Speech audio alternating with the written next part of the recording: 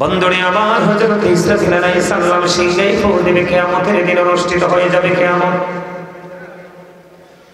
বিশিষ্ট একজন ফেরেশতা বন্ধু, নবীর প্রেমের দরুদ তুমি গাড়ি চালাইতে চালাইতেও পড়তে পারো, মা বোনেরা রান্না করতে করতেও পড়তে পারে রে।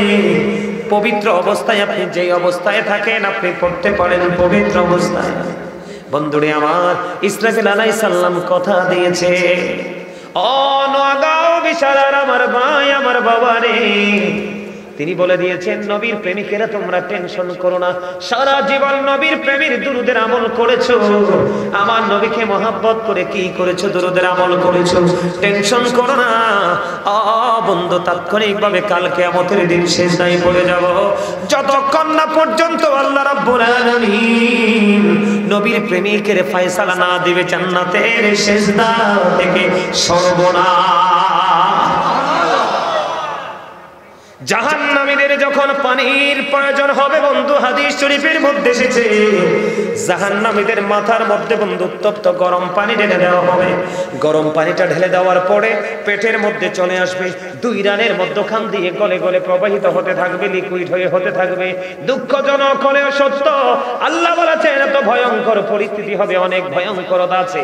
এর মধ্যে এই কথাটা বললাম, নেগেটিভ সাইডটা আপনাদের সামনে তুলে ধরেছি, পজিটিভটা কত নিয়ামত বোঝার জন্য। বন্ধু আমি আপনাদেরকে বলি, পেটের মধ্যে ঢুকতে দেরি রে, দুই রানের মধ্যখান দিয়ে পেটের ভিতর থেকে সব কিছু লিকুইড হয়ে বের হয়ে যাবে, চিৎকার কান্নাকাটি হাহাকার। ও বন্ধু সেদিন কেউ শুনবে না। আল্লাহ বলেছেন লা ইয়ামুতু, মরতে পারবা না, ফিহা ওয়ালা ইয়াহইয়া, বাঁচতেও পারবা না, ওমা হুম আনহা বিগাইবিন, পালাইতেও পারবা না, ওখান থেকে অদৃশ্য হতে পারবা না। আল্লাহ বলেছেন ইন্না বাতশা রাব্বিকা লাশাদীদ, আল্লাহর পাকড়াও বড় শক্ত বড় কঠিন, ধরবেও খুব শক্ত ভাবে। কিন্তু বন্ধু এটা হলো জাহান্নামের একটা অপরাধ, তার সাজার একটা অংশ বিশেষ আমি তুলে ধরলাম। বলে হুজুর এখানে আসলেন কেন?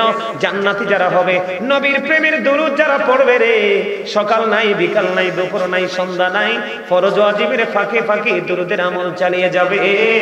আপনার আমার প্রাণে নবী বন্ধু, আমার নবীর প্রেমে পড়ে আপনি যখন দরুদ সালাম নবীজির কদমে দিতেই থাকবেন দিতেই থাকবেন। বন্ধুরে আমার, হযরত মিকাইল আলাইহিস সালাম কথা দিয়েছে, ওরে প্রেমিকেরা টেনশন করো না, ওই তোমাদেরকে কাল হাসরের দিন হাউজে কাউসারের পানির ব্যবস্থা করে দিব। জোরে জোরে বলুন না সুবহানাল্লাহ, আর জোরে বলুন না সুবহানাল্লাহ। তাহলে এটা আমল কিনা? এই আমল করতে কি কোনো কষ্ট হয়? একজন চা দোকানদার দোকানে বসে বসে চা বেচবে আর হৃদয় থেকে নবীর প্রেমের দরুদ পড়বে, কোন সমস্যা আছে? এমনি করে করে বন্ধু কৃষক মাঠে কাজ করবে। কথা কি বুঝতে পারেননি? চাইলে নবীর প্রেমের দরুদ কলিজায় রাখতে পারে, পারে কি পারে না? কিন্তু পবিত্র অবস্থায় পড়তে হবে বন্ধু। এটা আমল কিনা বলেন? এখনকার ছেলেরা কি দরুদ পড়েনি? এখন কিছু কাঠ মোল্লা বের হয়েছে। কি মোল্লা?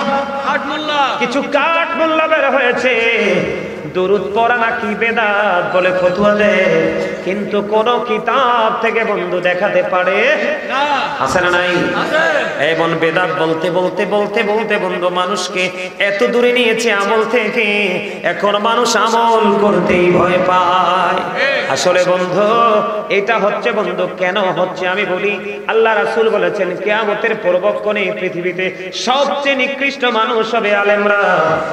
ও বন্ধু, তারা মন গড়া ফতোয়া দিবে দলকে ভারী করার জন্য, নিজের স্বার্থ সিদ্ধি হাসিল করার জন্য, নিজের মন গড়া ফতোয়া দিয়ে দিয়ে দিয়ে দিয়ে মানুষকে বিভ্রান্তিতে ফেলে দিবে।